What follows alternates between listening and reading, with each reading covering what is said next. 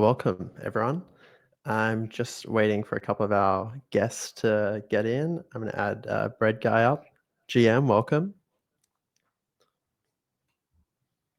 Come off of mute. There I am. What's up, buddy?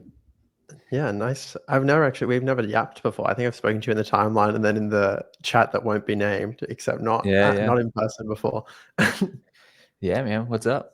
What I see, it looks light out there. I hear the accent. Are you down in Australia? What part of the world are you in? Pretty much the whole Infinex team is That makes Aussie. sense. So it's right in the middle of the day here, rather than like late at night where you are. Oh, but it looks bright behind you.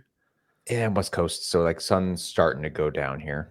So we're like, yeah, our relation is going to be fucked up because our sun is going to be similar, but like we skip over the day flip or whatever the hell it's called. Yeah, right. So we're still waiting for mTeam and When Moon to join, but I will start going over because I've got a quick intro first. So just bear with me while I sort of introduce the call and what we're going to be chatting about. Yeah, perfect. So welcome, everyone. This is the second Alpha League. So it's our new format of calls. Idea is to pump as much alpha as possible into a pretty short time. It's pretty hard to keep up with what's going on in crypto, so we want to make it as easy as possible. Today, we're going to be talking about Kaito. For everyone that doesn't know about Kaito, it's this analytics AI platform that's been sort of taking crypto Twitter by storm. If you don't know what Infinex is, we want to accelerate the death of centralized exchanges by basically providing a better experience than you get on Binance or Coinbase, but keeping it non-custodial. If you want to test out the app, we've got a Switch, so you can do cross-chain swaps at the moment. And then we've also got a card game, Bull Run. And then I'm going to give you a quick demo, as it is Alpha League, of what's coming up. And this is actually something we were sort of teased last week, but we've got someone doing a quick Bitcoin deposit into their Infinex account. And those that are sort of following along know that this is powered by near chain signatures. And at the moment, we obviously do Solana and Ethereum, but I think it's going to be a pretty big shift when we start being able to accept deposits in Bitcoin and a lot of the other legacy tokens. So When Moon's in now. How's it going, When Moon?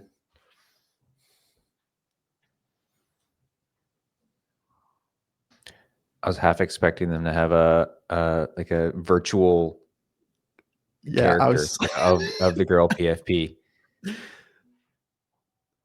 Can see now that Bitcoin deposit went through. Yeah, where's the VTuber When Moon? Is that what they're actually called? VTuber? She can't hear anything, or he can't hear anything, or they can't hear anything. So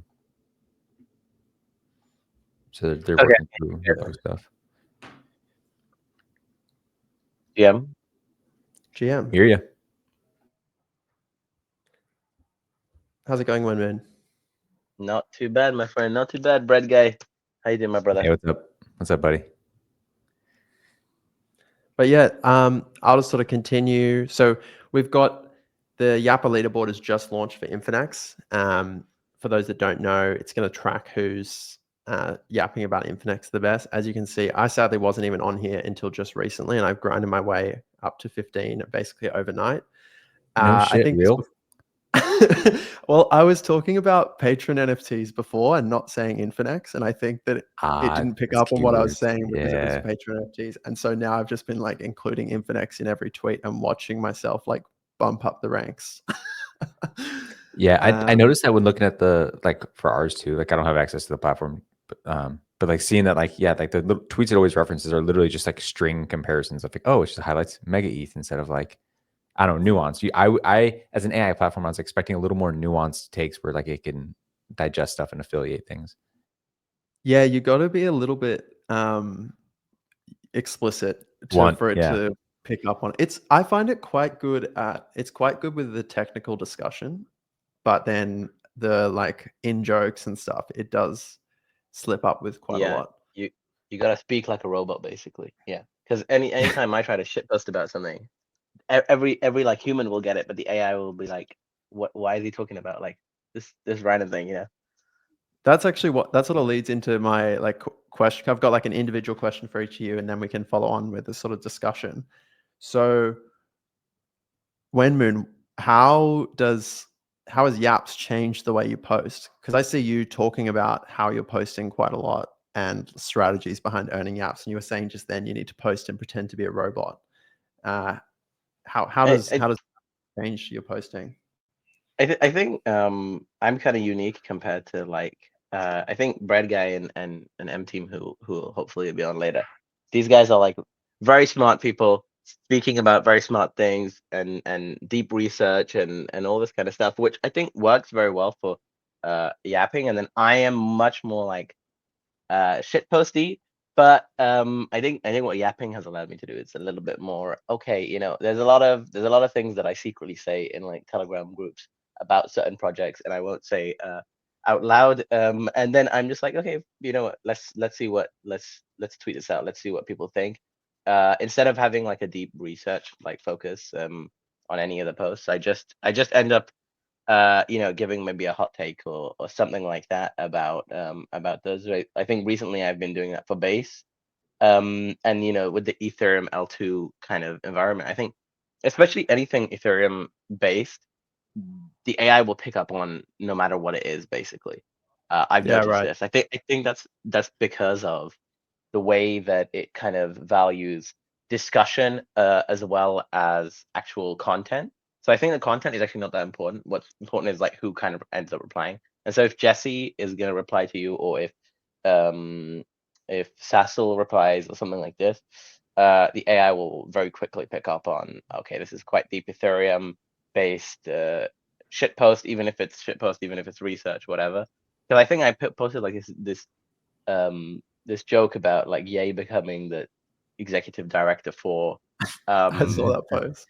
Ethereum Foundation, and I thought this would never really get any apps, but actually it earned quite a bit. So yeah, the AI, I'm still trying to understand what it kind of does, or like how it understands what we're doing, but it's smarter than I think sometimes, and it's dumber than I think sometimes. But yeah, I think one thing that I said to everybody is if they wanted to earn a little bit more yaps, and a lot of especially traders might post like a chart and say, oh, this looks like it's about to break out, right?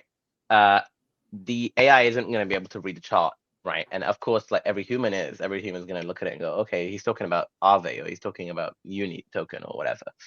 I kind of suggest that everybody maybe put in the ticker instead, right? Instead of saying this is about to break out, right? Maybe write, oh, it looks like Uni is about to break out. It looks like Aave is about to break out. It's a little bit more. It's you know, it feels a little bit more robotic or whatever, but it's not that bad in the end. You know, the AI is kind of catching up, and hopefully like one day it'll be able to analyze videos and photos and all this kind of stuff. But for now, it doesn't understand the in jokes, definitely, right? So just including one word or something like that does help, I think. I guess like one of the reasons it probably picks up on the ETH stuff is just that the LLM has a lot of ETH data, because I know that they're trained from a lot of Reddit data. So there's probably a lot of ETH discussion on Reddit, and it's just got more info to be trained off. Bread Guy, question for you is, because you're part of the MegaEth team and you guys actually beat us on the Yapper leaderboard. I remember that was it was a tense few days for us watching it all play out, and with the Cabal, it was pretty. It just became like everything else. When Moon was involved in that one too. Yeah, but how are you guys looking at? Because it's something we're thinking about at Infinex, and don't share too much, although it is Alpha League. How are you guys thinking about how to reward Yappers, or how to make the most out of the Yapper leaderboard? Yeah, I mean, it's less about like thinking about how we're gonna do it, and more just like making sure that we do, right? It's just like a tool in the tool belt. That's why it was important for us, like not knowing our future, but knowing that like an ecosystem that like we are wanting to grow, where we can target social sentiment and people that are actually contributing narratively or socially, whatever. Like we need that tool in our tool belt, right? We've kind of had examples of we just had the NFT mint, right? And we had to target subsets of people in the ecosystem that you know had on-chain interactions that we valued, showed up at events, all this stuff. Like isolating that data, if you think from the vision of a lot of projects, isolating that data so that you can actually so that you can actually reward that stuff, even if you wanted to or didn't want to. You just want that information. Like, it's just useful. Someone you want to reach out to for feedback, like let people into testnet early, like literally anything. Like, it's, unless you're going to build that stuff in-house, it's pretty fucking tough. So what Kaito is doing is allowing teams to outsource that information. I posted earlier on whenever they actually did the putting Yaps on chain. So like this is less like specific to our leaderboard, which is kind of the same thing. We can use that same subset to identify stuff. But when they had Yaps on chain, it was the same thing. Like, you can identify people explicitly to like, oh, now we have your address. We know your Yaps are on chain. If you have over X amount of Yaps, now like we can let you into, again, testnet, because we know you give valuable feedback, assuming like the Yaps is kind of correlated to someone that's actually having useful conversation, meaningful conversations, right? They're trying to get rid of bots.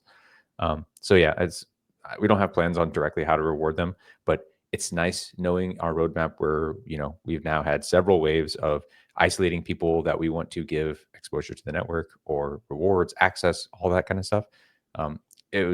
That's why we wanted it so bad, right? Like we want to have this social sentiment analysis tool, because, right, like people don't know this, like the voting is just to give you the ability to pay for the fucking thing, right? Like it's not like some grand thing. Oh, you're free, you get this cool tool. It's like, no, you get permission to pay if you win.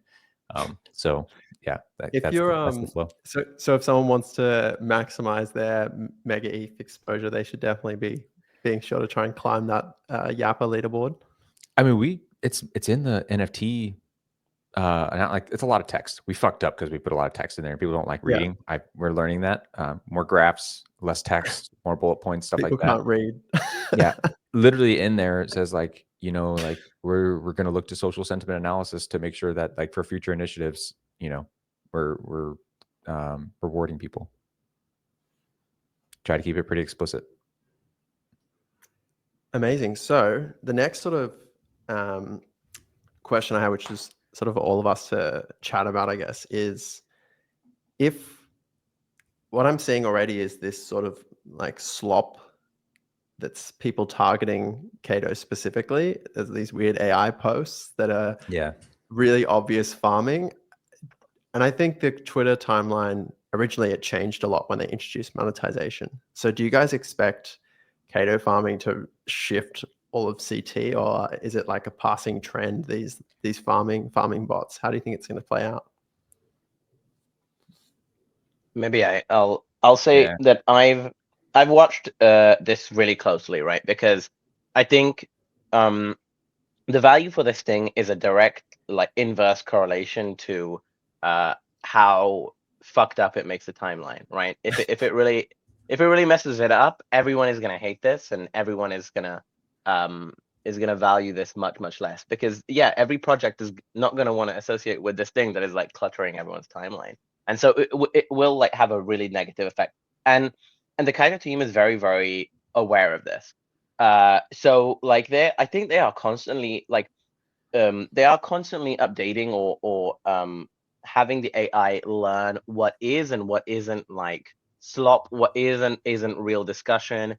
I think like it really is understanding some of this stuff. And I've been watching some of the accounts that I'll be honest, like some of the accounts that I think are sort of doing this kind of thing and farming this kind of thing. I think there's like two subsets of it, which is like this reply, like, here, give me a follow and I'll give you a follow. This doesn't actually do anything. I've checked, I've even done it just to test it out. I think around Christmas time, I was like literally just replying with the reply thing. Yeah, because I was just like to one. I think it was Veer. Me and Veer just kept writing like, eigenlayer is a brilliant, and then just like every single keyword you can ever think of, right? Like ZK, optimistic rollup, whatever, and it just didn't earn anything. It didn't do anything. So that was really good at that time. But I do think there are other posts where folks will, and it's more like social engineering this side. Like the AI will understand the slop, but there's a social engineering kind of post where people are just pumping like, okay, I want to post, usually I'll post maybe 3 times a day, long form content. And these guys will go, okay, instead I can pump that to 10 if we use like ChatGPT to just long out these posts as much as possible and turn them into complete slop. And I noticed these guys were earning a lot of Yaps at the beginning, and there's maybe like 4 or 5 accounts that I think are doing this, or I think were doing this, and I'm not going to name them, but I've been watching like every day how are they performing now, and I'll tell you, like last few maybe month and a half, they have like kind of fallen off a cliff, because it is all about like how people interact with you, and how people interact with your content more than the content itself. And I think that's what the AI has gone towards. There's a lot of my comments that I see. I think you guys are probably seeing the same, where there's like 1 million people tagging you every day for no Yeah. reason in Yep. posts. Yes. I'm getting that This is as soon as the leaderboard went live. I'm on it's been so like, many lists. yeah. It's all of these lists thing, and I don't. None of that actually does anything, right? No, none of these guys are earning any yaps, because they're like posting screenshots of like 3.5 yaps, and I'm like, did you really have to tag me 20 times in that day? So for to the people listening, because I think yeah. everyone listening wants to be farming the Apple leaderboards. What's Mhm. the hot tips? I heard you say post more. Bread guy, have you got any hot tips as well? Have you been trying to farm much? No, so that's the hard part for me, because people are asking me this stuff, and to be totally frank, I'm not farm. Like I didn't even know I was like, so I knew I was doing good. It wasn't like an intentional thing. Like I haven't changed my behavior to do stuff. I just think I am one of the fortunate few that I think you noticed me early on, just because like he just like shotgun the algorithm, saw that I was someone that was like not a high follower count, but earning a lot of yaps early on just in his feed, because my conversations are technically really, or not technically, it's typically very technical, right? Like I do a bunch of nerd stuff. I post pictures. I do all this shit. And I was being rewarded in his just natural algo. So I think like I was just naturally aligned with his Ethereum vision. Like, when Moon's talking about the L2 stuff, right? Like I've been tweeting about fucking blobs because I'm an idiot. And like that, for some reason, that took my attention really, really hard, like 6 months ago. I'm doing full on threads on this shit. And like, for some reason, blobs is like a thing that's driving a lot of conversation and is highly rewarded or recognized in his algorithm. Maybe because it's seen as like, again, when said, it's like Ethereum centric, right? It's a Ethereum conversation. So I think just for me, I haven't been doing it, and my conversations seem to work well. So I haven't had a need to feel like I'm farming. I think I'm like number like 12 or 13th. And like every now and then I'll send a banger that's totally unrelated. Like Eric Trump got me like 400 in 24 hours or some shit, because Eric Trump, did he engage with you or?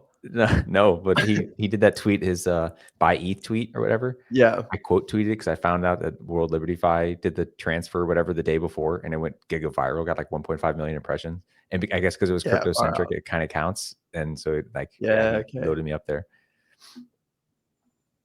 But yeah, so I I think haven't explicitly farmed. It's just nerd stuff. I think it rewards us. Just post well and talk Yeah. about blobs. Yeah, seriously.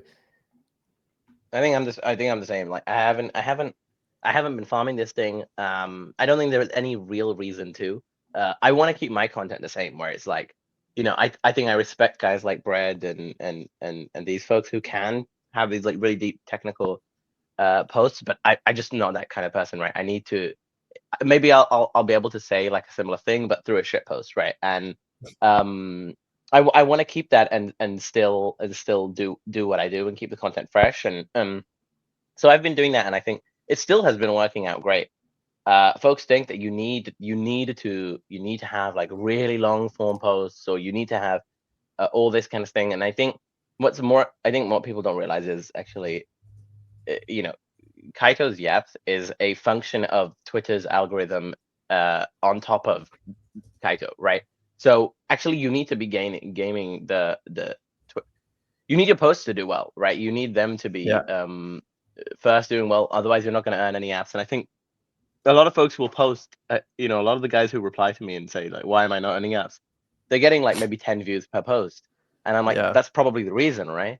And so to improve that, I think you need to be, there's a lot of stuff that I can give as tips, but these tips are usually exactly like any tips for building a brand, or for building a Twitter presence, right? Post more, because like I think the biggest thing that people have in their mind, and I said it in the tweet, is like, even at me at the beginning, you kind of feel like nobody wants to listen to what you're saying, but I don't think that's true. And I think everyone kind of has a niche and has an opinion that people value. And yeah, so I've I said most people should post more and focus on quantity over quality first to try and get try and find their niche. And then there's like other social engineering kind of things where I try to get people to maybe put call to actions or something like this in their posts, which will like get people discussing, get people like instead of just writing about blobs, maybe write a question at the end, like what do you think about like this versus Alt-A or whatever, and it will get people talking. And then there are like more stuff you can go through in that line of thinking. But again, all of these stuff, I don't think they're Kaito specific. I think it's literally just Twitter specific. These are things that people who have done well on Twitter have known for a long time, right? I think yeah, that's there's nothing specific I'm doing. Exactly what it's exactly right. Like you like the and this is a broad Twitter thing. It's something that I think I've also had to refine over time. Where like you one think about what Twitter is, right? Twitter is just a constant conversation, right? So and it wants to reward conversation, it wants to reward interactions, it wants to reward sharing. Like that's the goal, right? And you only share, respond, comment if you want to engage in the thing, you want to have a conversation, which means the original content invoked a conversation, right? Which means you have to either say something that would incite someone to take a position or take an opposite position, right? Which means you typically have to have a position or you leave a question. So it's like if you just say like one, and people have really short attention spans. So like formatting, frankly, like just you have to hammer it with a headline of like, this is basically the nuts and bolts of what this thing will be. So I used to lead in a lot with like, yeah, you know what, guys, I've been doing a lot of research recently and I'm starting to really think like it's all fucking fluff. Like what was the answer? It's like blobs are dead. Boom. Number one. And people are like, oh, okay, I'm interested. I want to engage in this conversation. They go in. And then you go in and then you have a firm position, right? So like, oh, blobs are dead. This is why this is my position on it. I think we're headed for doom. Something like that, right? As opposed to just like observing the data, which sometimes can garner discussion, right? Some people will just like report the news and then say like, how does this reflect for our industry? And then people will comment on it. But I think there's no voice in that. And that's different. Like you having a brand in the space, you having a conversation, you having a voice, all this shit comes from you having points of view, you having opinions, you having a position on shit so that people can create your profile. Even if it is something that's just like strong opinions loosely held, right? Like you can have a strong opinion and be like, look, guys, I fucked up. It's more content for you. You can reference something from the bag. You can do stuff, right? Like you could be human about this shit. A lot of people are afraid of being human, but Wemu nailed it. Like this isn't a Kaito thing. This is a get good at Twitter thing, which I guess is what Kaito is trying to isolate, right? People that are good at Twitter. I definitely notice that's like the big advice that I give to, I'm nowhere near as big as either of you two, but in terms of like growing, I think a lot of people are really scared of producing bad content, but I think you almost need to like just push out so much before you even have the muscle of what looks like a good post or what looks like a bad post. And there's like not much downside to just increasing the volume early on because like bad posts just get buried pretty quickly. That's always That's the what thing I've I been push saying the out whole to people. time. Is Yeah. is like there is no downside. These guys will feel scared about doing it, and I kind of understand because I'm semi introvert as well. So it's kind of weird because it's this parasocial thing that you're like kind of screaming into the void, like an extrovert, like just giving out your opinions or whatever. But even if you do and nobody looks, okay, what did you maybe wasted a bit of time, but nothing bad is gonna happen to you. So I think trying is the biggest thing. Why not just try? Yeah, literally the superpower is feeling comfortable enough to yeet some tweets, like just on a whim when it's hot in your head. That's honestly what I like whenever I advise people, because like especially like with MegaEth, I've kind of turned into like this like social media counselor, because like that's what the team lacked, right? They lacked CT presence, and that's why they brought me on, right? So because they needed someone to represent them on CT in alignment with their vision, right? That amplified their stuff, whatever. So, but like we're incubating a lot of the Mafia projects, and a lot of these people are just builders, devs, founders that like they don't have a product, they don't have a presence really on Twitter. They're like they need to learn all this shit.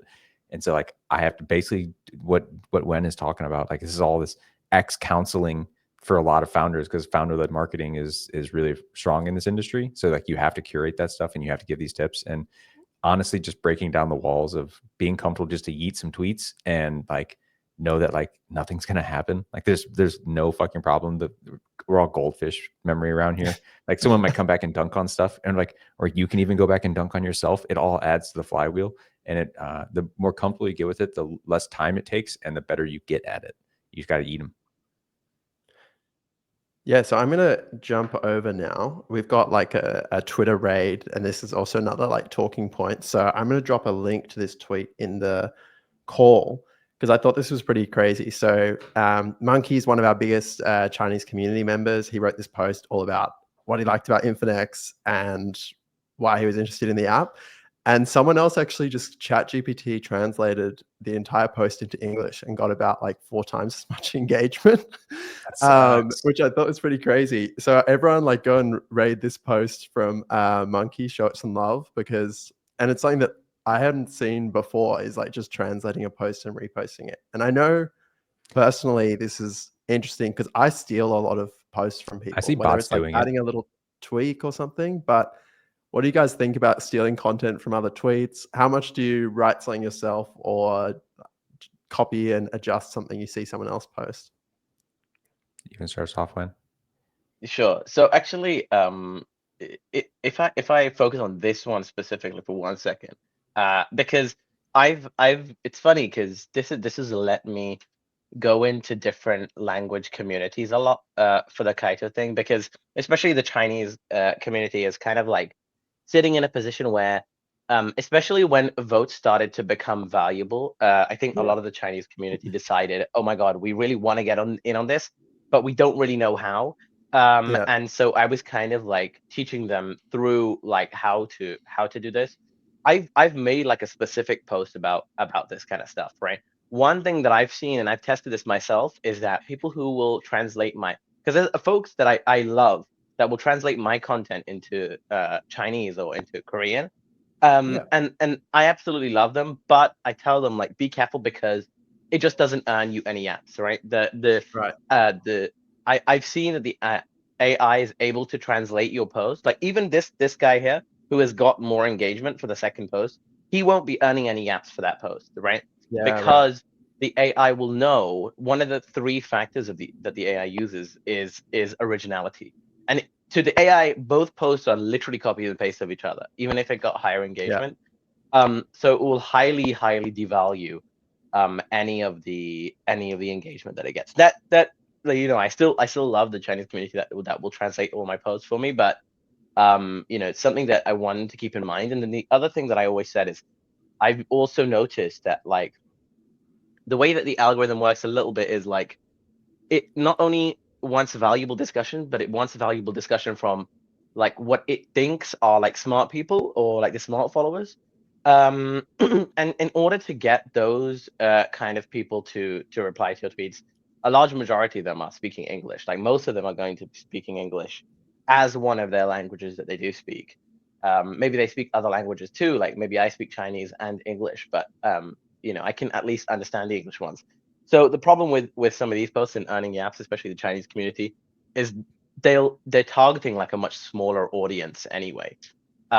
So it's a little bit more difficult. I think there are it's just something that's like a quirk of crypto more than it is a quirk of Kaito. I think everyone kind of the Chinese community sometimes gets quite angry at Kaito for this, but it's just an unfortunate thing that like when crypto was created, like when Ethereum was around, we just all decided that English would be the language we would be doing this in, and it because it is an international very broad space, so it's just one of those quirks. But yeah, that was to go into this, and then in terms of originality, sorry, Brad, go ahead.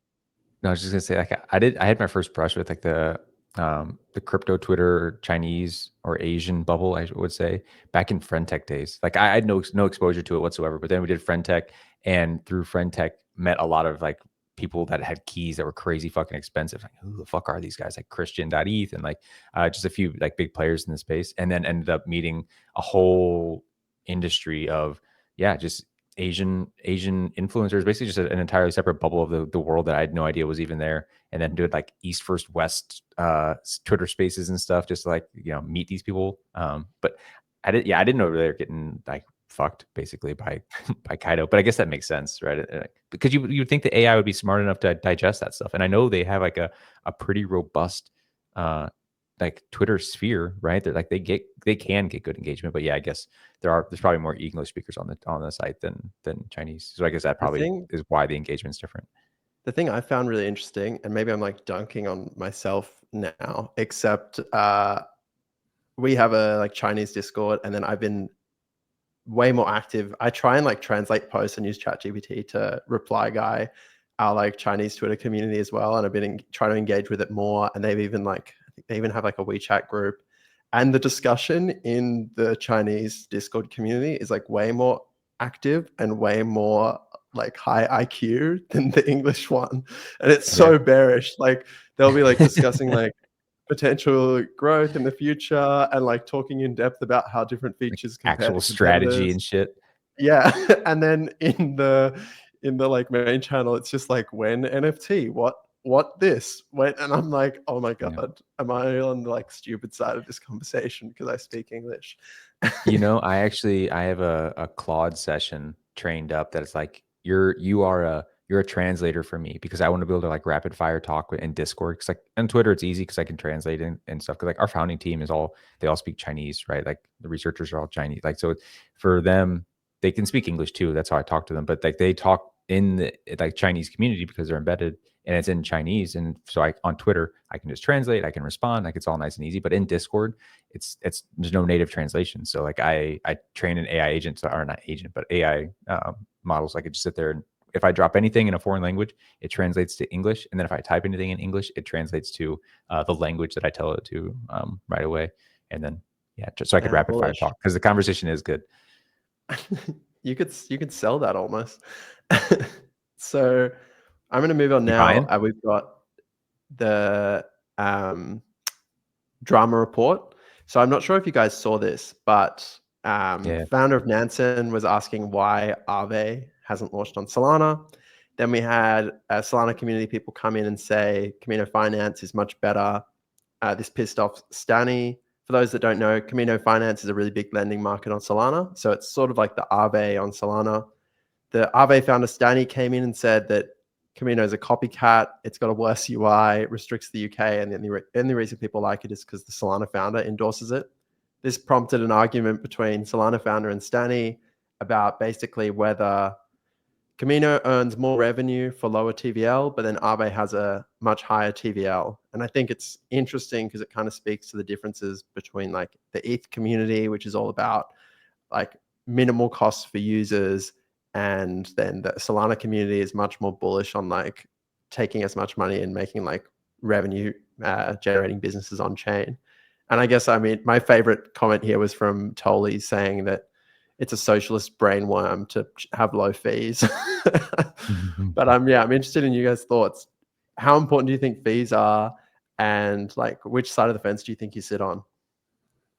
I'm more interested in the TVL versus volume discussion. I had a post recently about this because we constantly see these comparisons between Ethereum and Solana, and it's this exact same thing, right? It's like, oh, Ethereum TVL is 8 times deeper than Solana, but Solana volume is 2 times higher than Ethereum. And like, I think you almost can't even compare, even if it's the same product in this across 2 different chains. One is high performance and the other one is maximum decentralization. Like we're gonna have to learn to reprice these things based on the properties that they have, not strictly against like the performance of either like the fees or the apps that take place on top of it. So that's the more interesting discussion for me as far as like these 2 apps go.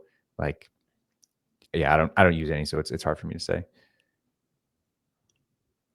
I'll say I agree completely, right? Because I think it's funny because I think this happened in basically the last year, where like even I was like a diehard TVL kind of person, and I'm looking at DeFi Llama and I'm like, okay, this project has like 300k TVL, means I shouldn't be paying attention, versus like 300 million, okay, I should be paying attention, right? But it's kind of like it's because there's so many projects. How else do you kind of define a good project versus a bad project? Then I started to see some projects that were just like using TVL more effectively, right? A good example is MYX Finance that basically it has like some sort of capital efficiency improvement. I'm not going to go into it too much, but essentially it will just be able to use the same amount of liquidity. I mean, allow the same amount of volume with like 100x less TVL. Then you think to yourself, okay, so this has 300k TVL, but this doesn't really mean anything to me anymore. So how do I value this anymore? And I think in my mind the discussion really sparked when base flipped Arbitrum in TVL. And then I'm like looking at the base TVL, and I'm like, there's like $1 billion in one pool on Aerodrome that's doing nothing, doing like 25k volume a day, and there's literally $1 billion in it, right? Which is totally crazy, right? Because custody stuff, right? Yeah, it's some stable pool. You can literally go have a look, right? It's the biggest pool by far on Aerodrome. But then you start to think, okay, now TVL has become a washed up metric, because it's kind of the funny thing of like, since Kaito financialized tweets, now like everyone is trying to tweet and is kind of slopping that. And the same is true with TVL. If everybody values TVL, suddenly TVL becomes a useless metric. Right. So revenue is another way to kind of look at these things, but I don't think any of these things can be taken in a vacuum.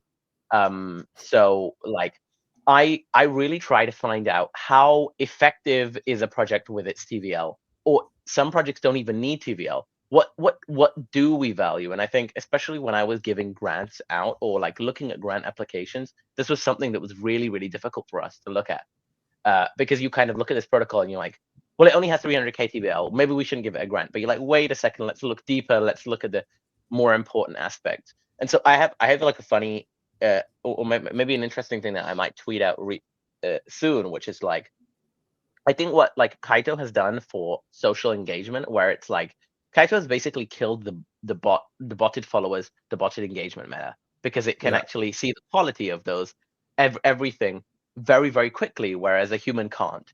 And I think that's going to be the same is going to be true with like an AI, but for like an AI DeFi llama, where actually this project can be graded by the effectiveness of the TVL, not just the TVL, the quality of the TVL, the quality of the revenue, the quality of the users, and these kind of things. Because there's like so many nuanced metrics that you can sit down. I can sit down. You give me a project. If you give me a full like hour, I could probably deep dive into the entire project, but I don't have that time for every single project. So to do that with an AI would be absolutely insane. And I think that's where we're going to be going soon. And then one last thing I'll say is about this thread. This is the kind of thing that Kaito incentivizes most, which is like these big guys having like this huge debate. I think it's amazing. I think this is great. And I can't believe Tony doesn't use the chain. That was the fun. That's crazy. I think we've actually got mTeam in now. He's running a little bit late. Hello, mTeam, are you there? Good evening, gentlemen. How you guys doing? GM. When are we gonna turn that fire into some Spire branding? We need to get your colors going. We need to really build that up. Yeah.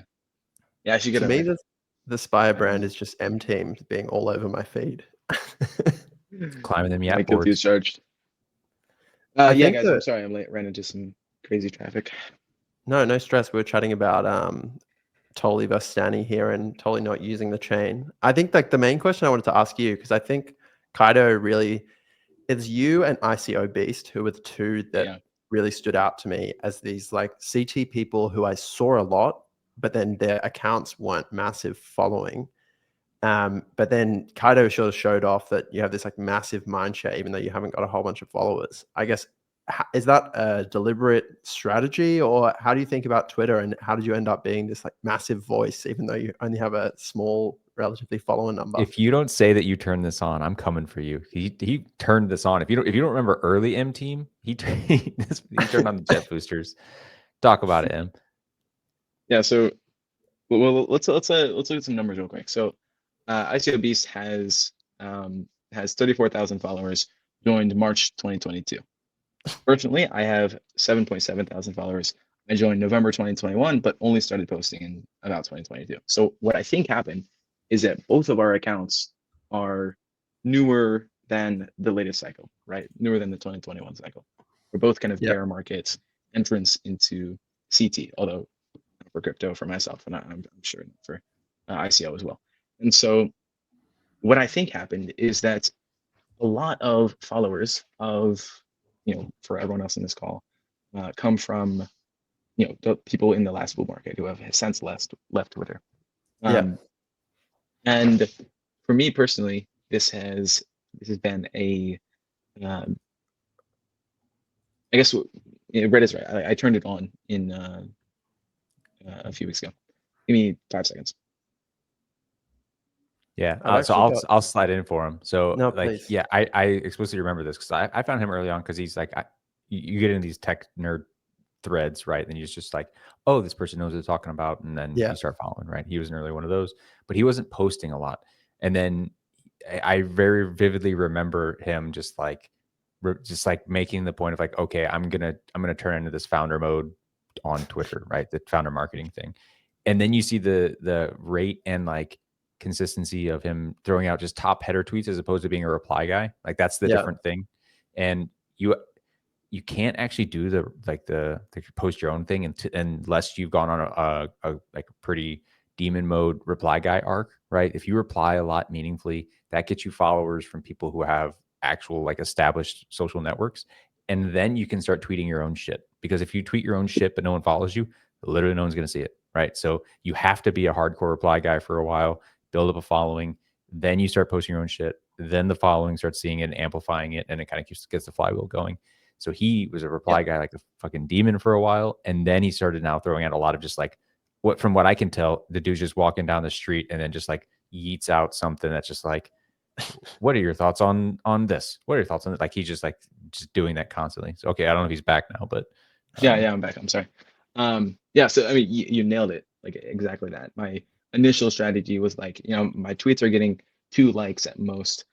Something isn't working. I need more people on my feed. And I saw something and I haven't been able to track it down, but some tweet was like the Twitter algorithm works by showing people that you've replied to, right? And so if you respond interacted to with, exactly right. So if I go on, I have a list of people I have follows on for, right? So I go on one of Brett's tweet and I'm like, what do you think of? And I say some intelligent question, right? Or I make some intelligent statement. And then he replies to me or likes my comment. Then I start appearing on Brett's feed, right? And so it's like it's very self-reinforcing, and most people don't understand this. But once you have that, then you post, just the highest quality content that you can get your hands on. For Brett, that was like drawings and kind of explainers of certain things, right? I vividly remember seeing like the red color branding just like everywhere on my feed, a few months ago. And so I started just spitting out content. I'd just be sitting in classes in school and start tweeting stuff, just very off the cuff. We've actually got another Ooh. surprise drop in as well. We've got ICO Beast. Are you there, ICO Beast? Yeah, I'm here. Can you hear me? Hey, you're like similar story about sort of blew up, especially because of Kaito. Did you have any specific strategies, or how did you end up becoming this massive voice so quickly? I'll be honest. I don't think I've really thought much about Kaito. It was more of a, I guess, product of process beforehand. So for, I guess, really the last year or so, I started taking social media a little more seriously, and his like early blast season was when I really started to want to look at whether or not I could make a brand and like build out a platform and an audience. And so for 6 months or so, really was just posting blast content, trying to find interesting things, talk about those and showcase them. And it was met with like marginal success. And along the way, I got a couple of shout outs from some people that had big followings. That kind of kickstarted things a little bit. But then it kind of went dull after Blast had a less than exciting TGE. And then it was just kind of like, well, I'm just going to keep talking about what I like. But what really was a game changer was catching the virtuals narrative on base early. Yeah. It, for better or worse, was very early to that trade, and probably late in the trade too at this point, holding on to too many things for too long. But people seem to like it when you make them money. And they are very happy to amplify that sort of content. And to put it bluntly, we served up a lot of very, very profitable trades for people. And there was no gatekeeping. There was no need for that. And also, like, nobody really cared at the start. So it was fine to post tickers, post different things to look at. I can't really do that now just because it results in micro caps getting pumped and all that. So, like, I don't have any interest in that, but people seemed to like the thought process and the evaluation of these different tokens and projects early on. And that kind of kickstarted everything. And the other thing that I try to do, it's been a little bit tougher lately just because I've been a lot busier. But I try to reply back to commenters a lot because a lot of bigger accounts, they stopped doing that or they never did that. And so what you find is you get this pretty positive reflexive loop where you post something, somebody comments something that is like better than AI slop and like wasn't an LLM and slightly different than just GM or whatever. And if you reply to that, especially if it's somebody who hasn't been paying attention to you before, like spending much time on your content in the past, you've instantly created a return customer. So it's this kind of idea that it's way easier to hook somebody on their first time than it is to like win somebody at bring them in as a return customer if they didn't have a good first experience. So I try to do that. And what it ends up doing is you get just more engagement on your posts. So even if you're not like cranking out 100Xs every other day anymore, people still want to come by and listen to what you have to talk about because there's a chance you will find another great gem, but two, they've had good experiences there. And people are just much more likely to interact if they've had a positive experience in the past. I remember like a big thing because I think I was following you pretty early, and it was a really big. I remember I saw you like diving into Blast, and I wasn't that bullish on Blast, but I was really bullish on the way that you seemed to. It really felt like you were trolling through the whole ecosystem and like digging up everything.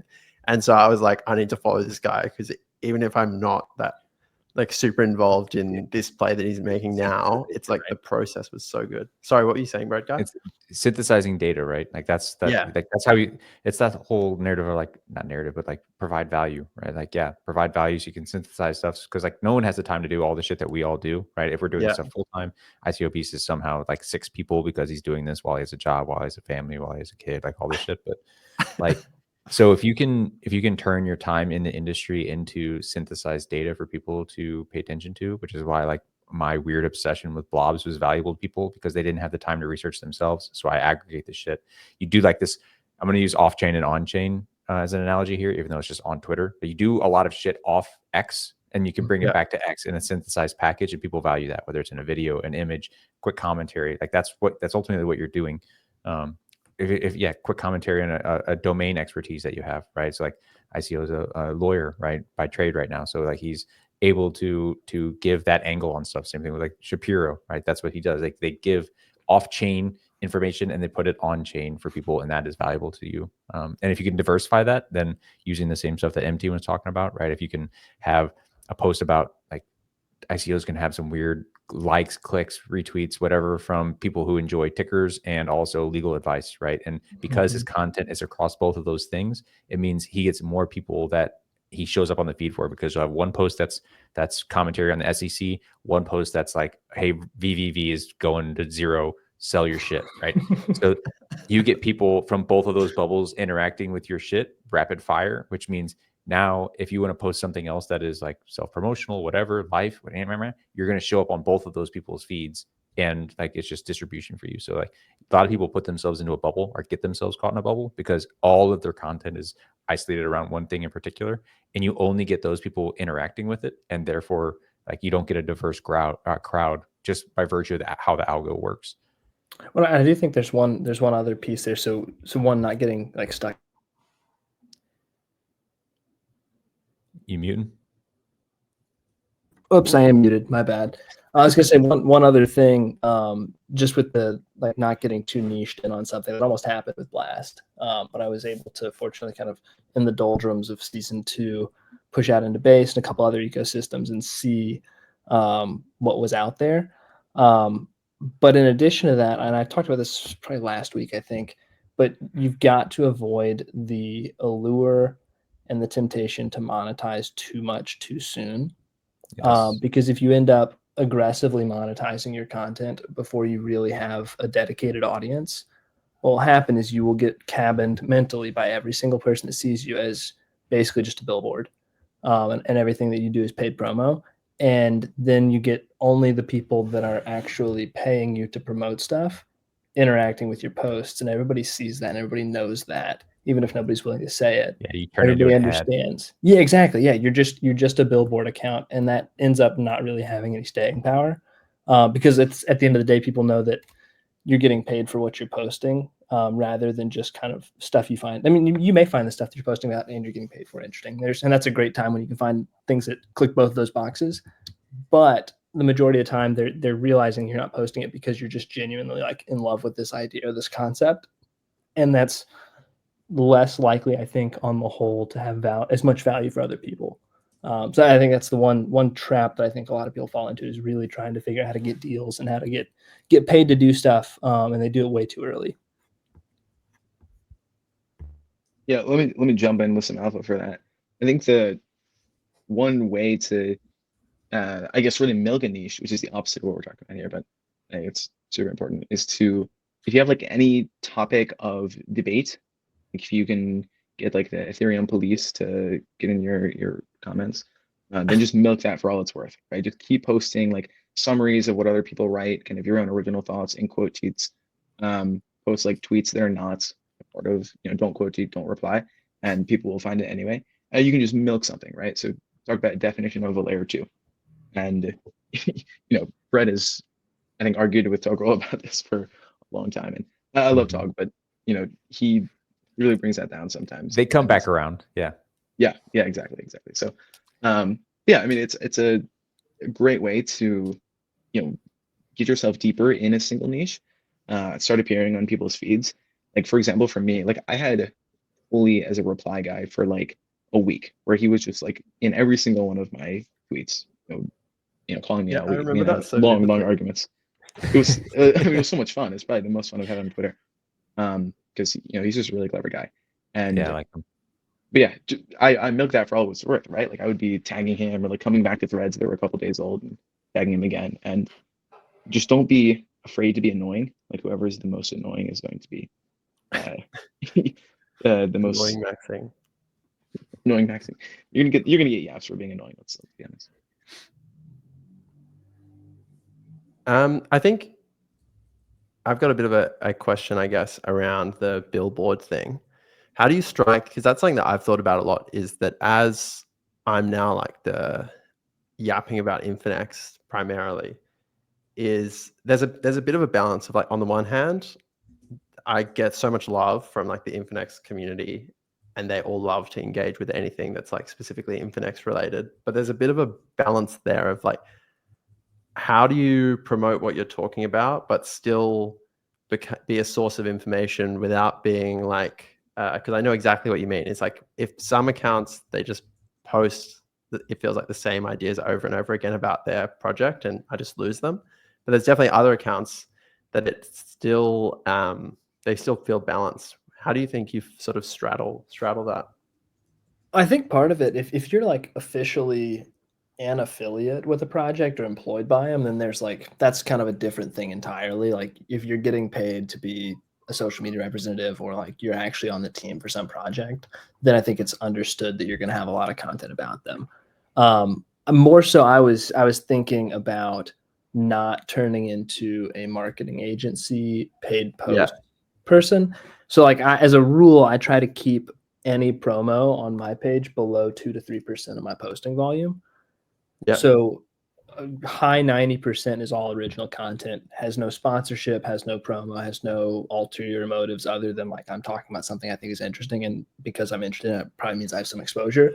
That's kind of the key for me, is if there's like a week where, I mean, I think at some level, once you get above a certain number of followers, a certain level of mind share, like you get basically spammed to death by inbound requests for promotion stuff.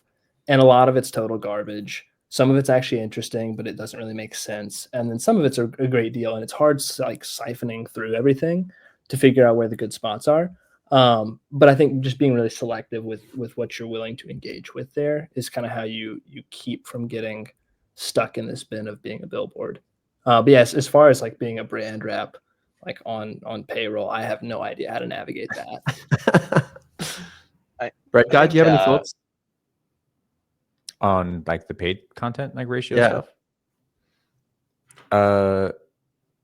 Yeah, it's kind of sucked. Before I joined MegaEth, and I was trying to like make my way here, like trying to build products, but like not trying to force anything. And like, okay, I like writing about things. What can I monetize? Whatever.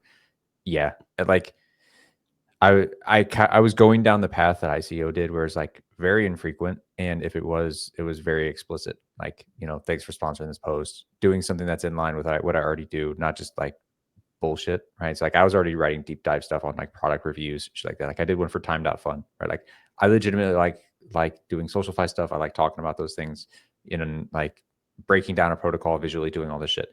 I kind of like that stuff. But if I had to do it for a protocol that I don't give a shit about, like one, I felt my soul leaving my body in doing some of those.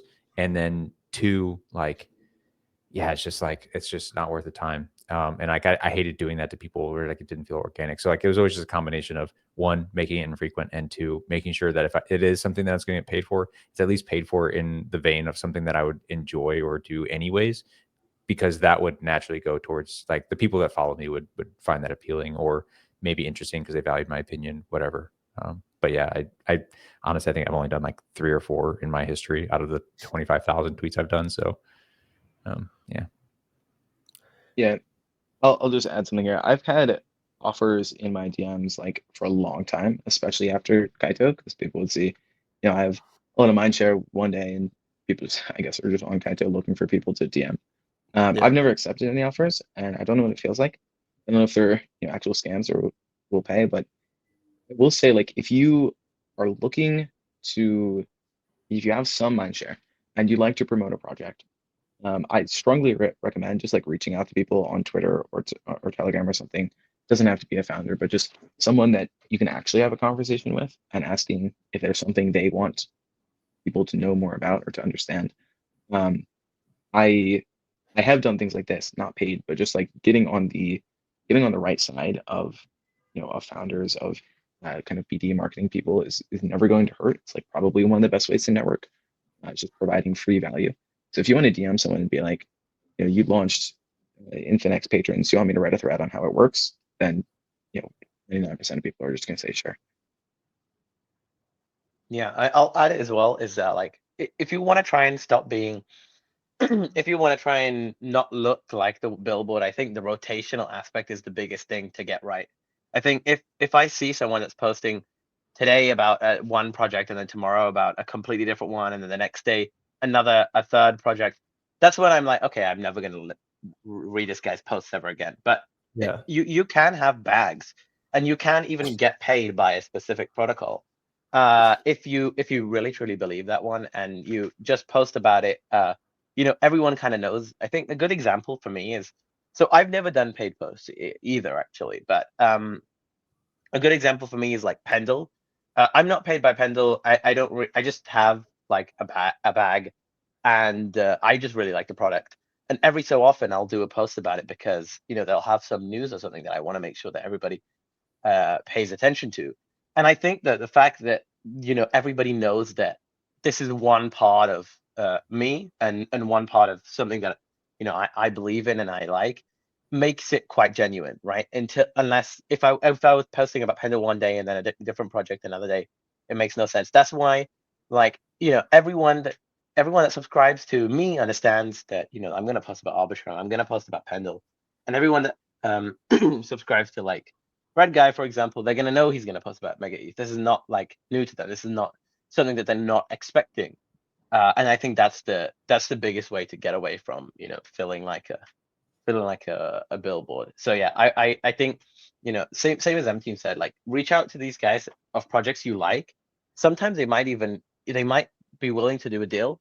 And so now you're promoting something you would be promoting anyway, but you're getting paid. I think that's really the ultimate way to do it, you know? I think like I'm gonna try and get Kane to come in and ask a question because I'm a little bit scared to ask it. But one more, and I'd love to get like just a run through from everyone of price predictions for Yaps and what do we expect them to be worth? Okay. Are they going to be worth a lot? If we just go like top to bottom, so like Bread Guy first. So before I do that, I have a question for When Moon. Did Hyperliquid steal Pendle's like tagline. Everyone responds Hyperliquid now, but I think I remember people were responding Pendle all the time for a while. The you and some other big threader.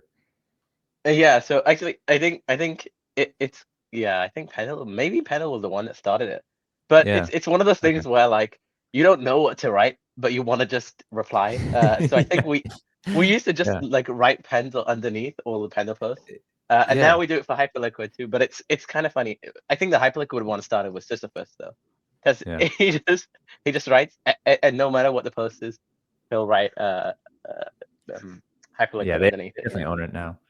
But also, okay, so price for Yaps. I actually just posted on this because, and I'm actually going to formally apologize to everyone here on the call because it turns out the fucking Yaps are worth 0 to voting, or in the voting regards to projects. So thank Christ you guys sold everything week 1 because I didn't, clearly. I threw a little hissy fit because you guys didn't vote for me. So had you listened to me, like you would have made a bag ever, maybe. And now I'm just the one cucking myself because I wasn't able to sell because I had the fucking badge next to my name. So GG's.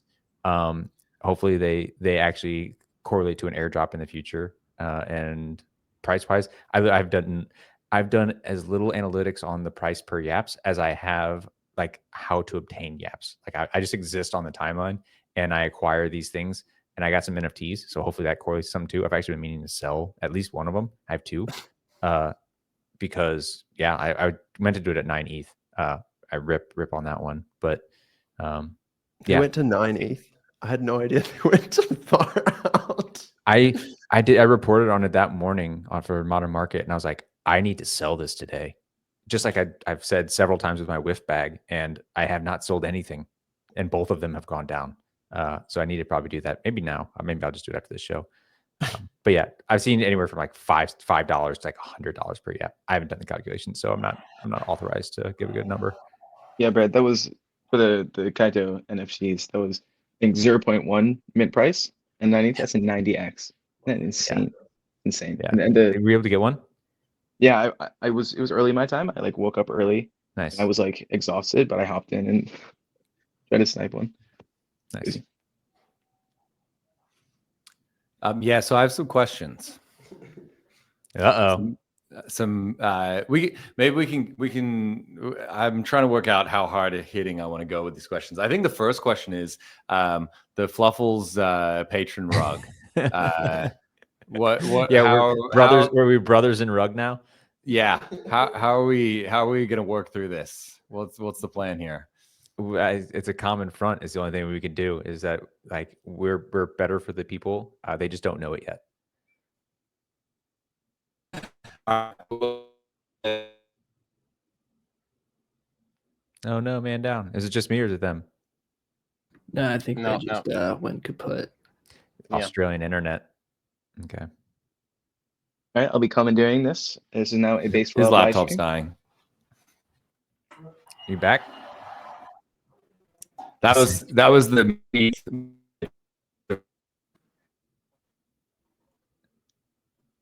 Oh no. We gotta let them. So I guess Infinex really is a rug. This is tough. Yeah, dude, where the patrons funds go, not the facilities. Get some fiber in that bitch. So this is a base roll-up pod. Is that what I'm hearing now, mTeam? Yep. What do you guys think of base rolls? Pretty cool, right? I love them. I'm gonna turn. Speaking of the Hyperliquid. All right, are we response, back? I'm I think we're turning back. maybe I don't see you. Yes, I'm we're turning back. that response. The future is big and based. That's just gonna be my sign off for this stuff in the future. I think you are. How am I fluid? Can you see me moving? No, he's gone. I don't think so. He's gone. All right, guys, I gotta run. Thanks for the time. Later, Cool. MT. Do it again. Take it easy. Bye. Right, guy. What were you saying? Okay. Yes, what is? All right. I don't think they can see you. And we can't. We come can. this? We can. Starting to. I'm trying to stay fluid so you Oh. can tell if you guys have a good connection again. I think we're okay. I don't know what happened there. All right, we're back. Back with the hard-hitting questions. We'll do them rapid fire.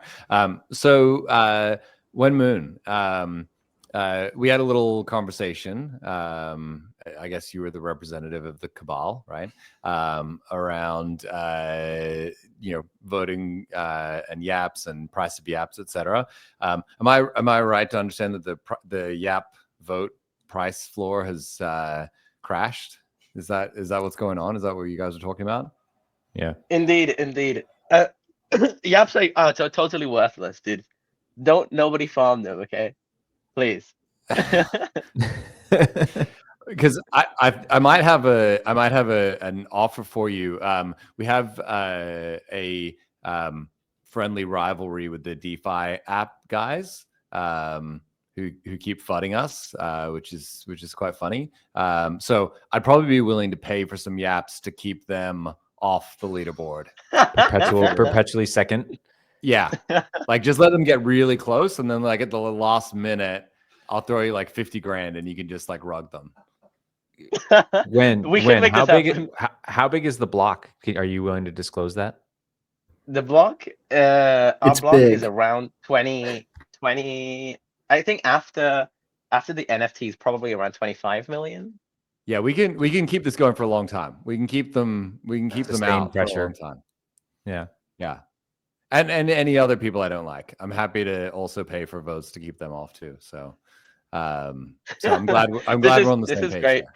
Yeah, because that's what we need. I think for Yaps to be valuable. I mean, the reason Yaps were valuable in the first week is because it's big.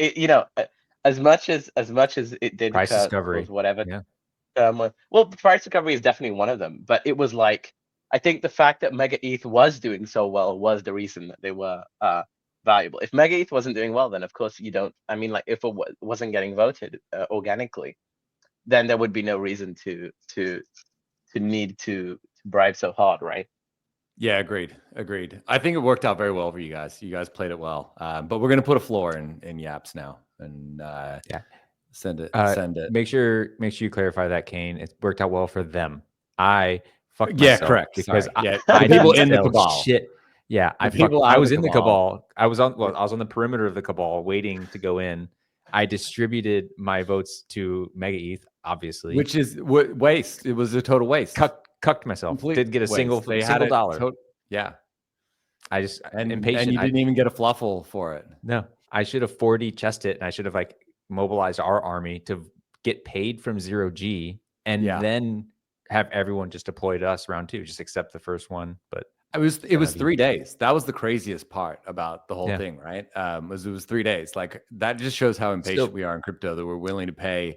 Someone paid like 400 grand to be like 4 days ahead of someone else. It's wild. I was catastrophizing. So like this is the scenario I played out in my head, right?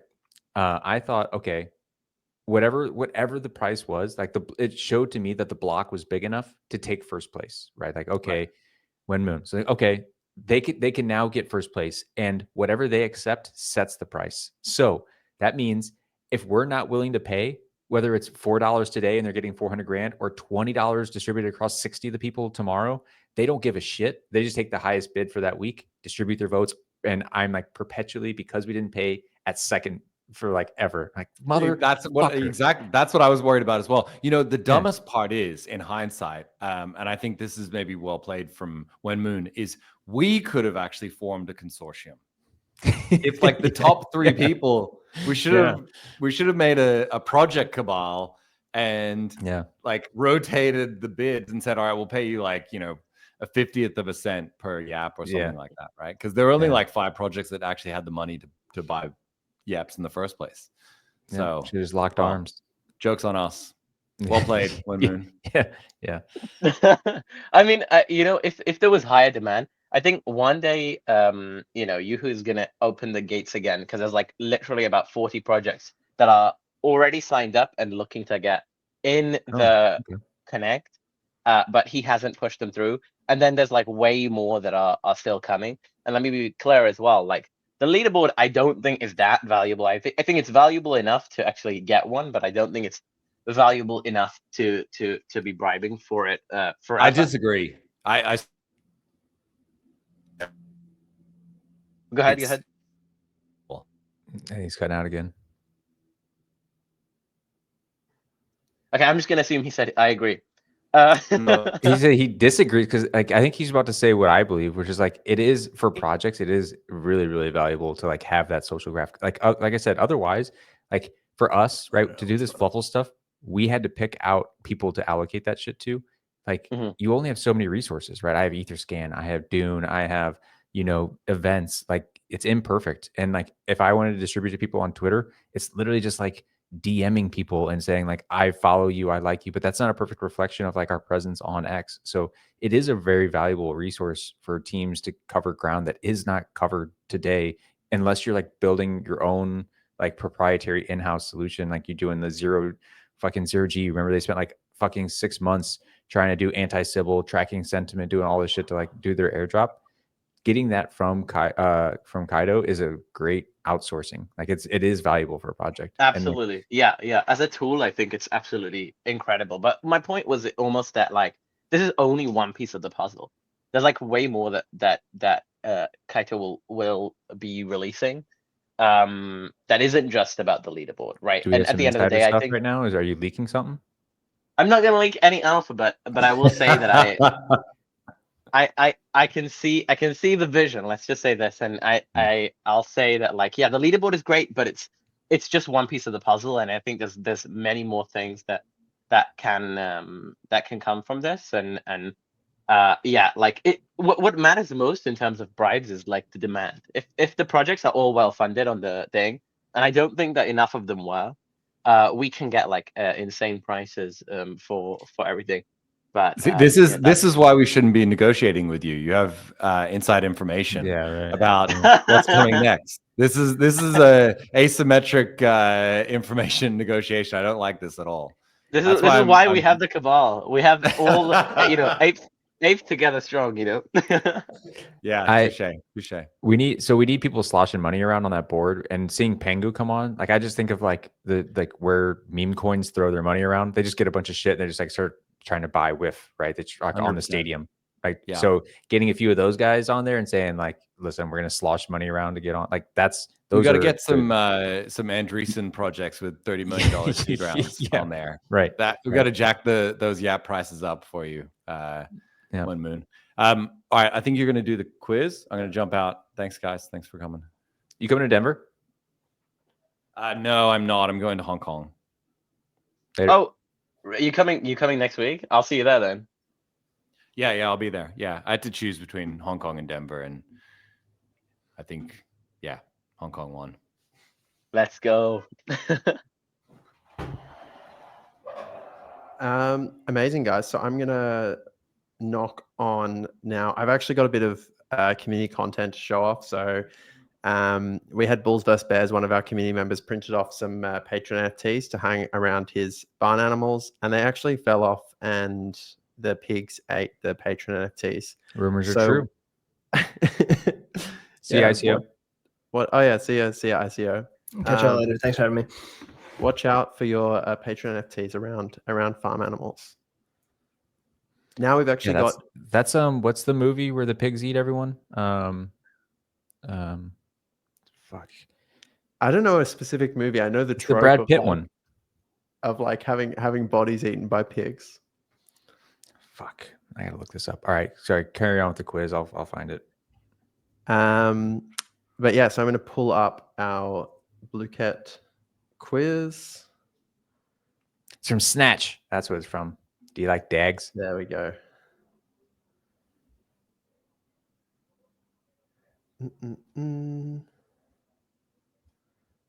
So if you haven't done this before, it's just going to pop up. Yeah, what am I doing here? Oh, this is we're getting a link for this. Scan this code and then join the quiz. So this is how you take our seed phrase, right? Yeah, this is the Bloomberg interview. This whole call has been an elaborate ruse. You know what? The Bloomberg interview was the same thing, man. I'll be a rhino. Okay. By the way, before we start the quiz, I had one more question, especially for Brad. You know, the thing that I really debated with Story Protocol was, and by the way, Shaman, do you think you can turn the music down? Yeah. The the difference between Yaps and the leaderboard. So like, I think the leaderboard only cares about mindshare and doesn't care about slop, and then obviously Yaps cares more about valuable discussion. And so I was kind of debating with some folks about how do you think like a project should distribute or incentivize between both of those things? Do you think that the leaderboard is more important, or do you think the Yaps, if we could have like Yaps for MegaEth, is more important? I see both sides, because one side is like, oh, mindshare is important even if it is slop. You're not getting valuable discussion, but at least you're getting like a lot of people seeing MegaEth everywhere. Versus obviously like getting people discussing, is that more important? What do you think? Okay, so you're talking about both of them. So like there's the Yap leaderboard with like, yeah, obviously exchanges, and the other one is mindshare broadly across CT, not like specifically the MegaEth board, right? Not like No, our I'm saying mindshare so. Let's say MegaEth is looking to incentivize its community via Kaito. right. Which way would you take, or which one do you think is more important? I know internally I've heard like referencing to mindshare, like you hear mindshare reference more than you hear like we want more Yaps. So I know broadly the thought is that they like people want more mindshare because mindshare is just like, yeah, presence in the conversation, whatever. I think for me it would be Yaps. Like if I had to vote, because like if I think about like high mindshare stuff, I think about like Portal Coin, right? Portal Coin probably had really insane mindshare for a moment, but it was like objectively not great. Like it was slop, right? It was the people are just putting Portal all over the fucking place. Yes, like it is obtaining a lot of mind share, but you get fucking sick of it, right? Because it's just like, this is not quality stuff. This is not lasting stuff. This is not good. Like that, and that's not good for a brand to be identified as that, right? So now I will forever associate with Portal spam slop, right? Like I know nothing about the project, but that's what I think about them because of that campaign. So for me, it would be incentivizing Yaps. Okay, that's a really interesting thing. Yeah, I think I know exactly what you're talking about. Yeah, agreed.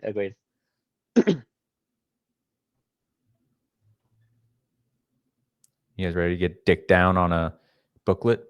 I think I'm gonna. His reaction. Oh, okay, he's going now. Yeah. Who has the most Yaps? Oh, I know this one. Gotta be. It's gotta be Kane, right? Let's see. I think I'm gonna give you the answer. What kind of game you think we're playing?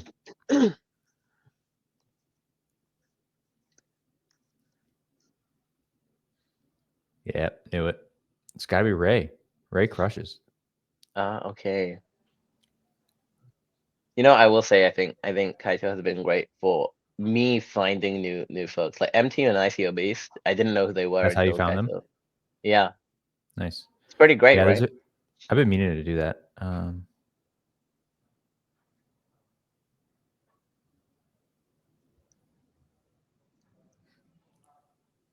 It's nice to watch. I like watching the up and coming people, and also just having the mindshare thing. But I think one of the issues with I definitely think the mindshare is a little bit bubbly. Like there can be things that have a massive mindshare, but I'm like not exposed to that bubble, so I completely miss it. So I do wonder how, I guess, accurate it is, because it's like, is it really mindshare, or is it like how active that bubble is really what it measures? Yeah. Damn it! Yeah, bro's beating me.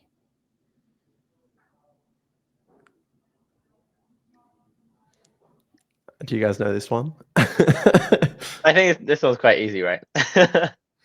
But people, yeah, I'm just getting a bunch of.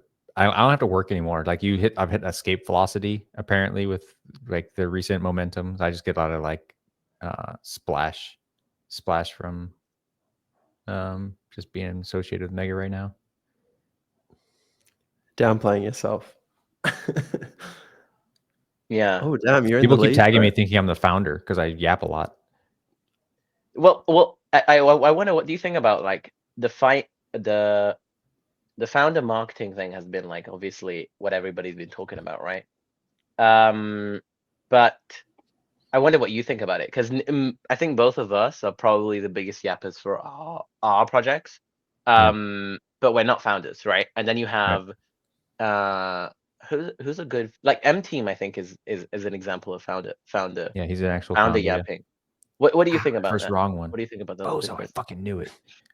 OG, of course, OG is going to be premium, not just for active. Fuck. I think that it's like rare to find people that are like really good yappers. I think the thing that mTeam has that's so special is that, like, as Brad was saying before, like he can talk about blobs and like the really technical thing, and he can talk to technical people, but then he's entertaining enough that it like sucks in others, which I think is like pretty rare, but obviously a killer combination if you're a founder. Yeah, Honestly, it's just being human. I think that's like people. Like I'm not trying to put on a persona, right? You just gotta be like, say your shit, like whatever, and people resonate with that. Show that you're human. Show you're willing to make mistakes. Show that like whatever, and you're fun. You have diverse likes. Like I don't know, dude. Kane's sitting here in the back. He's gonna know all these answers. I'm still gonna beat him, but like, you know, I see you.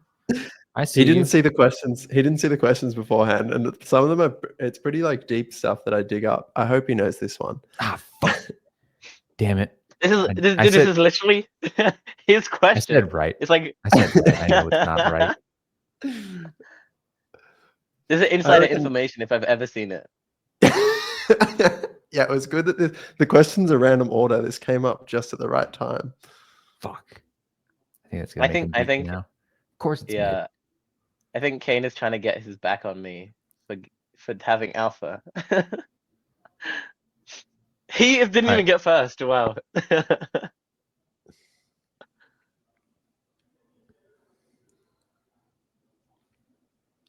Oh, come on. So for those that don't know, we have badges in the Infinex UI that you earn for completing different tasks. You definitely want to be badge maxing, and a lot of them you get for using things early. Bro, So I've actually had all of my Pendle. This is like deposited in Infinex for like 6 months now. I need to go touch some shit. I'm sure you got to switch, dude. If you haven't switched, it'll change your feels life. Good. Yeah. Okay. And then play a hand of bull run as well.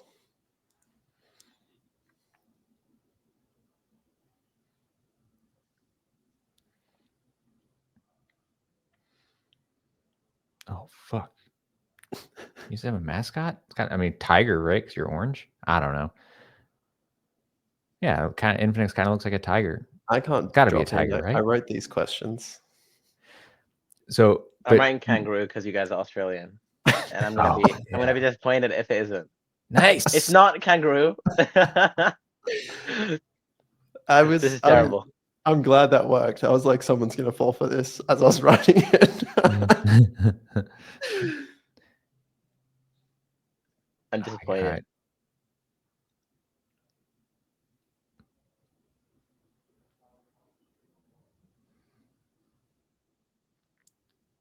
All right, we're gonna try it. Yeah, we'll see. Maybe Vitalik. He probably just did like a YOLO tweet once. He's like clipped it and then climbed all the way to number 2 because he's so big. I haven't been paying attention. Actually, I never answered your question. Yeah, fuck. Who was it? I knew it.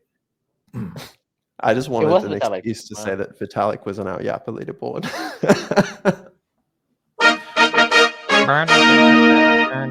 Dude, crushed. Some insider looking numbers up there. You don't have to worry too much. The team will be not included in any potential rewards from the quizzes. Okay. But did you say you were answering another question, or before we wrap up? Yeah, Moon's last question. I kind of just got distracted by the questions, but it was about like founder-led marketing versus and like us kind of representing on the timeline versus actual founders and the strength of that, right? Or like what was the general positioning there? Yeah. Just what do you think about, like, should founders be the marketing?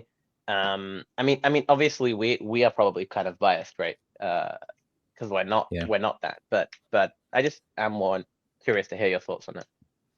I don't know that it has to be the founder so much as that you have to have presence. Like you have to have someone that actually represents the brand in a good light on CT in the conversation, doing whatever. Because like if you don't, like I'm not from the marketing world. I come from I'm a technical consultant, right? I worked in fucking healthcare. Like I never did this shit. I'm not an artist, but I like drawing stuff.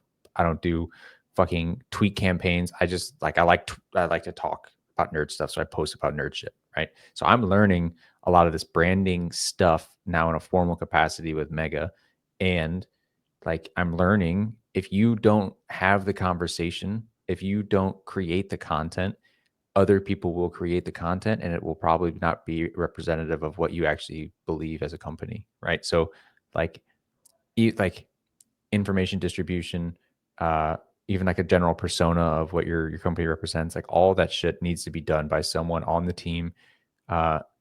Else someone else will take that for you and they will do whatever the fuck they want. So to have a little bit of control as a company, it's absolutely required. I don't think it necessarily needs to be the founder, although being a founder carries a lot of easier clout. So it's like easier for a founder. They carry more weight with their words, but it doesn't have to be the founder. And I sympathize with people who are like, don't sit on X and like, it's not good for them.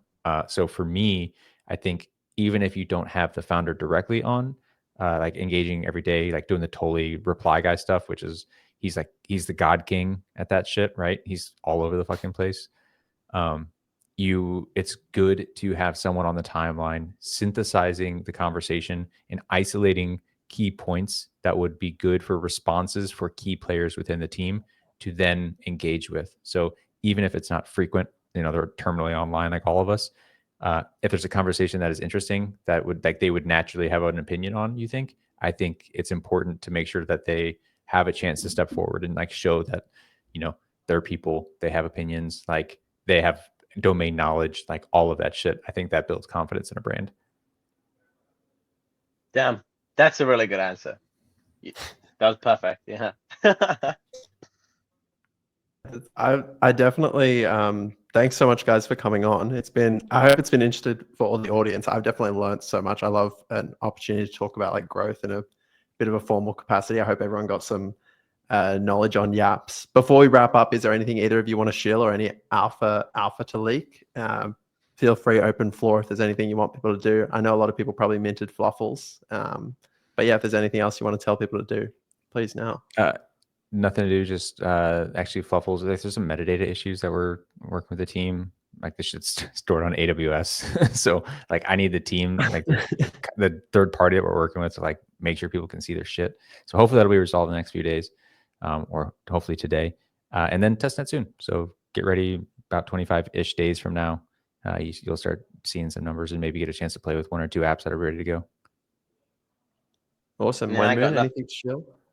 I got nothing to show. All I'll say is, since Yaps are, completely worthless, if anyone's got some spare Yaps, I'll buy them off you. Yeah, you're buying. You've got to pay. Like, what is this knowledge that you have? Because you're the only person. You're like trying to buy Yaps off everyone, and literally then you alluded that you knew something, and then now you're like, oh, no one else. Everyone's like, why are you buying them? And then you're just like, oh, it's. I easier know than they're farming. useless. I'm just like, I'm just being like a charity. Like I want everyone to build their brand. I do think that building a brand is so damn important. And I'll say one thing, which is that like if nothing else, but this turns into like a big experiment that allows people, including myself, to have like a tool that not only like I'm a very quantitative guy. I need to in order to do something, I need not just a milestone or like a final goal. I also need like data along the way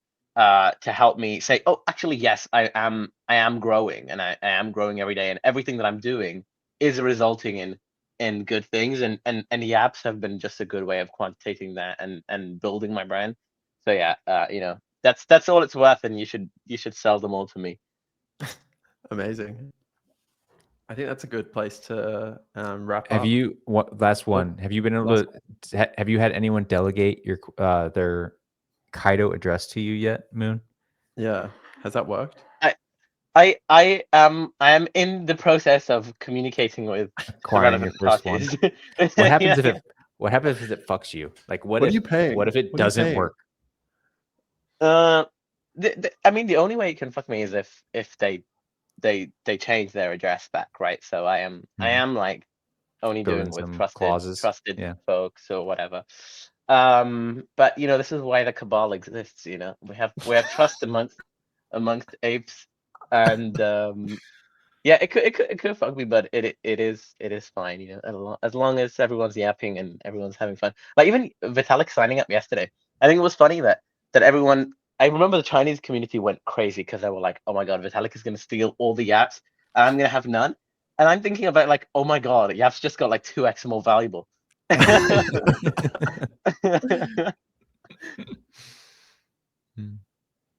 Amazing, This guys. is fun, dude. Appreciate it. Yeah, it was way better than even I had high expectations, but it's awesome having you guys on. Good to have another face to talk to as well, Bread, rather than just me and a bunch of PFPs. When Moon, you need to get a VTuber. I have been, yeah, I Just do. cooking? I need, I need to cook something, but PFP is what you have to deal with for now. And yeah, it's been great. And Bread, it's nice to finally like jump on and have a chat after Have the a chat. Yeah. yeah. It was honestly, yeah, like even in the moment, it was no hard feeling. Like that was always the part that for me, it was like I want you guys to drain 0G. Like get that fucking money. Sick. Like my boys are getting paid. Awesome. But like at the same time, it's like fuck, man. Like help a That brother was me. out. About like I couldn't grab the bag because I was like, I have to be loyal. yeah. Yeah. Yeah, I think both of you guys, you have high integrity, so I respect that. But I will say, like, dude, Brad, you're a legend because even if it like hurt you or whatever, you were like still sending me like, oh, this guy wants to join, this guy wants to join. yeah, real time. I was like funneling people because like I genuinely believe I was like, yeah, dude, it's paying for a service. Who gives a shit? Like it's whatever. It was like it didn't feel good. Like, and that was like the tweet I was trying to send was like, it doesn't feel good, but like it's in total conflict with my brain of like, doesn't fucking matter, bro. Like, who gives a shit? So like that was I tried to explain that in the tweet. It's hard, but yeah. So is it? Yeah. I think it's like it was. Degens, we like love the weird games and the coordination more than I was like helping plan out the strategy while I'm like, I really hope they don't actually execute this on this because it's gonna fuck me. RuneScape, but for everything. You're just trying to min-max everything. Radical. Well, thanks so much, guys. I'm gonna end here so we don't drag on, but it was awesome and hopefully chat again soon. Cheers. Yeah. Later, dudes. Cheers, guys. Take it easy.